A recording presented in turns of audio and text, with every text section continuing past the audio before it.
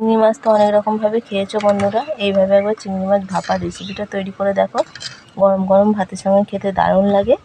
নমস্কার বন্ধুরা, Rina's cooking with নেচারে আপনাদের সবাইকে স্বাগত। চলে এসেছি আজকের রেসিপি নিয়ে। আজকের রেসিপি চিংড়ি ভাপা তৈরি করে দেখাবো। কিভাবে চিংড়ি ভাপা তৈরি করছি সেটাই তো প্রথম থেকে শেষ অবধি ভিডিওটা দেখতে থাকো, আশা করছি তোমাদের ভালো লাগবে। চিংড়ি মাছ নিয়েছি এখানে। চিংড়ি মাছগুলো ভালো করে ধুয়ে পরিষ্কার করে নিয়েছি। চিংড়ি মাছের মধ্যে নুন হলুদ মাখিয়ে নিচ্ছি।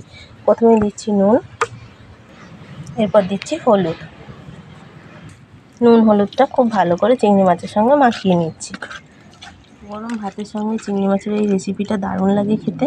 একঘেয়েমি পেঁয়াজ রসুনের তরকারি ছেড়ে এইভাবে একটু ভাপাটা তৈরি করে দেখো, খেতে অসাধারণ লাগে। চিংড়ি মাছটাতে তো নুন হলুদ মাখানো হয়ে গেছে। চিংড়ি মাছের জন্য এখানে কি কি মশলা নিয়েছি বলে দিই। সাদা সর্ষে নিয়েছি 1 চামচ, কালো সর্ষে নিয়েছি 1 চামচ, পোস্ত নিয়েছি 1 চামচ, তিনটেই 1 চামচ করে নিয়েছি। আর নিয়েছি 4টে কাঁচা লঙ্কা। একটা বাটিতে জল নিয়েছি, পোস্ত দিলাম, সর্ষে দিলাম। এগুলো একটু জলে আমি 10 মিনিট ভিজিয়ে রেখে দেবো। জলে ভেজানো থাকলে এই সর্ষে পোস্তটা বাটতে খুব সুবিধা হয়। কাঁচা লঙ্কা দিয়ে এই সর্ষে পোস্ত একসঙ্গে খুব ভালো করে একটা পেস্ট তৈরি করে নেব। সর্ষে পোস্তটা বেটে নিয়েছি। এর মধ্যে অল্প একটুখানি কয়েকটা নারকেল কুচি দিয়ে দিচ্ছি।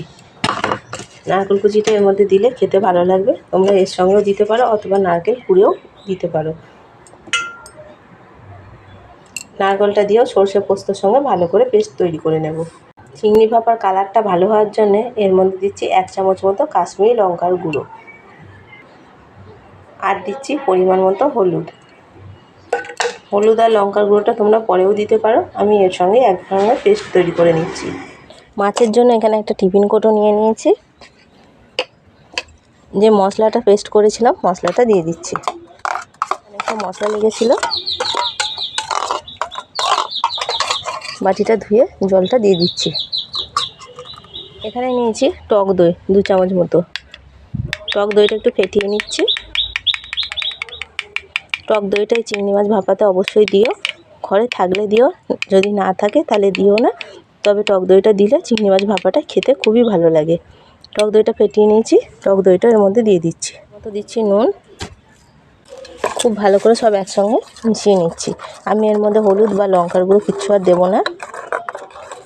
খুব ভালো করে মিশিয়ে নিয়েছি। চিংড়ি মাছে নুন হলুদ মাখিয়ে রেখেছিলাম, চিংড়ি মাছটা এর মধ্যে দিয়ে দিচ্ছি। চিংড়ি মাছের সঙ্গে মশলাটা খুব ভালো করে মিশিয়ে নিচ্ছি। সব শেষে দেবো ওপর থেকে সর্ষের তেল। 2 থেকে 3 চামচ মতো সর্ষের তেল দিতে হবে। সর্ষের তেলটা যতটা একটু বেশি দেবে এটা খেতেও ততটাই ভালো লাগবে।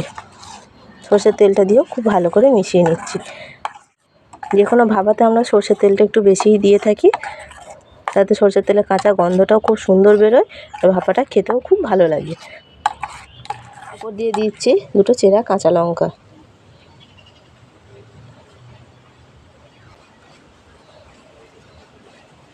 ঢাকা দিয়ে দিচ্ছি।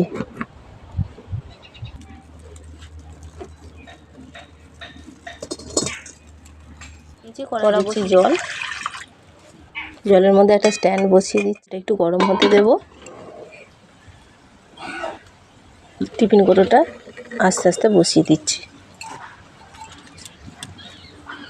এবার ঢাকা দিয়ে দিলাম। ঢাকা দিয়ে 10 মিনিট ভালোভাবে এটা ভাপিয়ে নেব।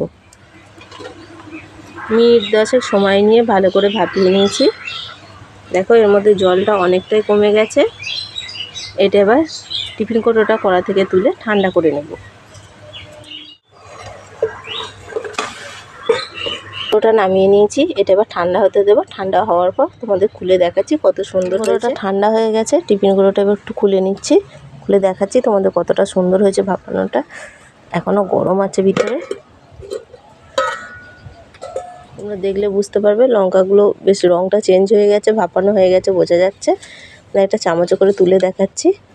চিংড়ি মাছ তো অনেক রকমভাবে খেয়েছো বন্ধুরা, এইভাবে একবার চিংড়ি মাছ ভাপার রেসিপিটা তৈরি করে দেখো। গরম গরম ভাতের সঙ্গে খেতে দারুণ লাগে। দেখতে যেমন সুন্দর হয়েছে এটা খেতেও কিন্তু ততটাই লোভনীয়। আমি যেভাবে বানালাম এইভাবে একবার বানিয়ে দেখো, আশা করছি তোমাদের ভালো লাগবে। চিংড়ি মাছগুলো খুব সুন্দরভাবে ভাপানো হয়ে গেছে। এই চিংড়ি ভাপাটা খেয়ে দেখো, দারুণ লাগে খেতে, আর অন্য কোনো পদ লাগবে না, এক পদই খাওয়া হয়ে যাবে। তেলটাও কত সুন্দরভাবে ওপরে ভেসে উঠেছে, লঙ্কার কালারও দেখো চেঞ্জ হয়ে গেছে। চিংড়ি মাছ ভাপার রেসিপিটা কেমন লাগলো কমেন্ট করে অবশ্যই জানাবে। রেসিপিটা ভালো লাগলে একটা লাইক কমেন্ট শেয়ার করো, আর চ্যানেলে নতুন বন্ধু হয়ে থাকলে চ্যানেলটা সাবস্ক্রাইব করার অনুরোধ রইল। পাশে থাকা বেল আইকনটা অবশ্যই প্রেস করে দেবে। আমার চ্যানেলে নতুন কোনো ভিডিও আপলোড করলে ভিডিওর নোটিফিকেশান সবার আগে তোমাদের কাছে পৌঁছে যাবে। ফিরে আসবো অন্য কোনো রেসিপি নিয়ে।